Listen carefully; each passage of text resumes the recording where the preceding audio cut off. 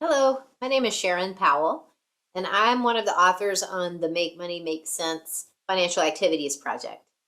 Today I'm going to be sharing with you some ideas for ways that I use the different activities. And right now we're looking at the activities called comparing options, which is a way for people to become um, smart consumers or smarter consumers.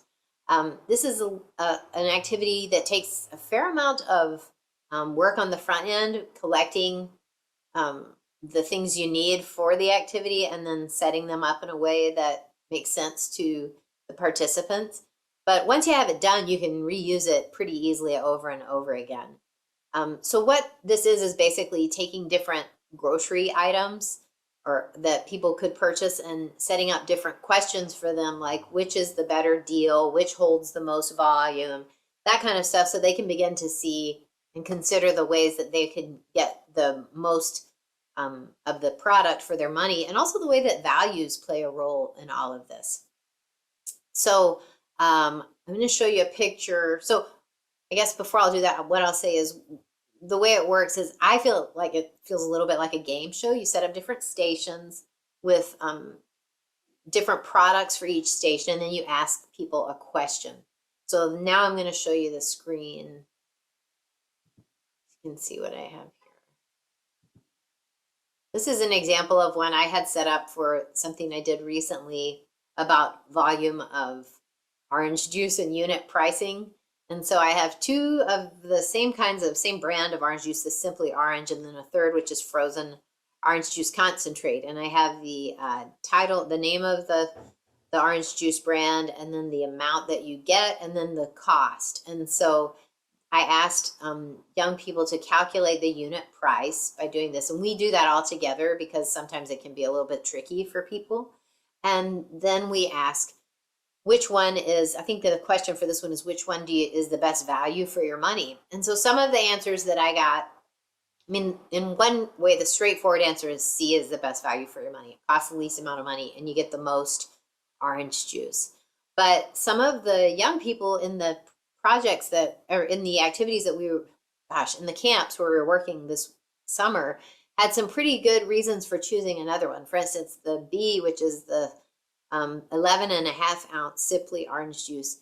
They said if they went into a store, that might be the only one they could afford, because even though the unit pricing is more expensive for that size, overall the price for the overall item is less expensive. So they might not have the $3.99 to buy the big orange juice, but they might have enough to buy a smaller orange juice. So that's an interesting thing to consider as well.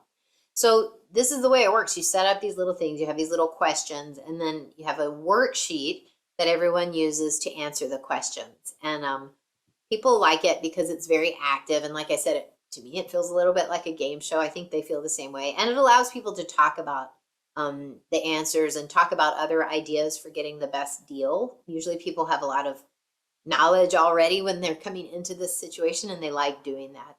And then there's another question on here that has to do more with like preference and values than it does with bottom line dollars spent. And that has to do with a tasting test that we do with applesauce. One thing I've found out by doing this is that a lot of people don't like applesauce, period. So you can do a different tasting if you want. Applesauce works pretty well because you can buy it in individual containers.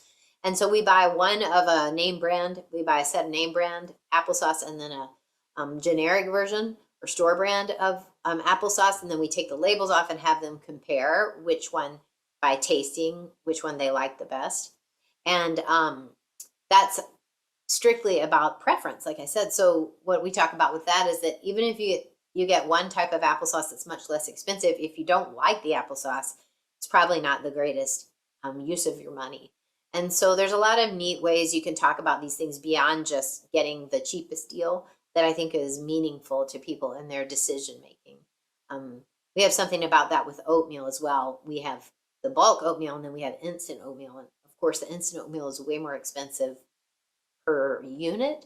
But if you, for instance, don't have time to make your meal in the morning and you bring that with you, it's much less expensive to bring a packet of instant oatmeal than to stop at a convenience store and buy your breakfast every morning, or to stop at Starbucks or whatever. So that's another way to think about all this, is that in the scheme of things, maybe it's not the cheapest option, but you're still saving money compared to other options given your set of circumstances. So I like this activity because it allows us to enter into a discussion about the complexities of decision making around money that sometimes get left out in other activities. Okay, I think that's everything. We have all of the instructions and the forms that you would need in the activity book, so I hope you enjoy it.